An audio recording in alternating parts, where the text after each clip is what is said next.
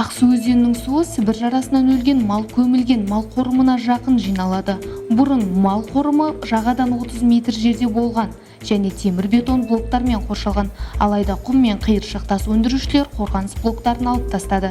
2017 жылдың қазан айында ауданда Сібір жарасының таралу қаупіне байланысты төтенше жағдай режимі жарияланған. Ақсу өзені Шымкентті сумен қамтамасыз ету көздерінің бірі болып табылады.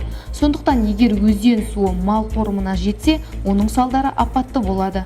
Сонымен қатар су қорғау аймағында мал қорымынан 200-250 метр қашықтықта мал шаруашылығы кешені орналасқан. Ферма аумағында сарқынды және жаңбырлы еріген сулар да Ақсу қаласына кетеді.